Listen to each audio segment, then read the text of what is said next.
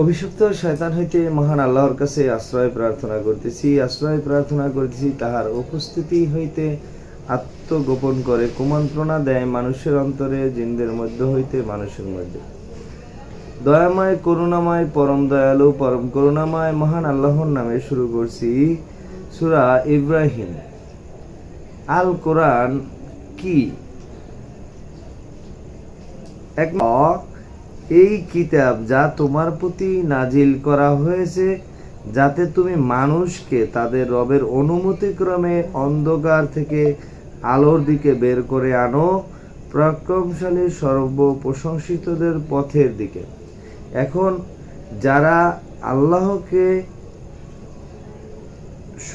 আল্লাহর প্রশংসা করে বা আল্লাহকে সর্বশক্তিমান হিসেবে মানে, যে এই কোরআন মানুষকে অন্ধকার থেকে আলোর পথে বের করে আনে, তাই এই কিতাব আমাদের জন্য আলোর পথ। এখন আল্লাহর পথ আসমান ও জমিন সবকিছু যার মালিকানায়। এখন আসমান ও জমিন তো মহান সৃষ্টিকর্তা এর মালিক। এখানে যারা অস্বীকার করবে তাদের জন্য রয়েছে কঠিন মহাশাস্তির দুর্ভোগ। 2 নম্বর আয়াত। 3 নম্বর আয়াত, যারা দুনিয়ার জীবনকে আখিরাতের থেকে অধিক পছন্দ করে আর আল্লাহর পথে বাধা দেয় এবং তাতে বক্রতার সন্ধান করে, তারা ঘোরতর পথভ্রষ্টতার মধ্যে রয়েছে। এখন আমরা যদি এখানে কোরআনের কেউ সত্যটা মানুষের কাছে পৌঁছে দেয় বা উপস্থাপন করে, কিন্তু অনেকেই রয়েছে এটা মানতে পছন্দ করে না, অপছন্দ করে।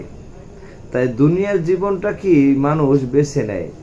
তাই এখন দুনিয়ার জীবন যারা বেশি পছন্দ করবে এবং আখিরাতকে যারা অপছন্দ করবে এবং আল্লাহর যে সরল পথে যারা বাধা দেবে, তারা পথভ্রষ্টতার মধ্যে রয়েছে এবং তারা বক্রতার সন্ধান করে।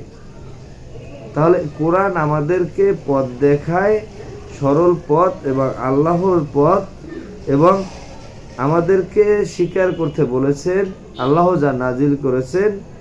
কিন্তু যারা অস্বীকার করবে তাদের জন্য রয়েছে মহাশাস্তি, এবং যারা দুনিয়ার জীবনকে বেশি প্রাধান্য দেবে, বেশি ভালোবাসবে, তারা আখিরাতে তারা পথভ্রষ্টতার মধ্যে থাকবে এবং বিভ্রান্তির মধ্যে থাকবে।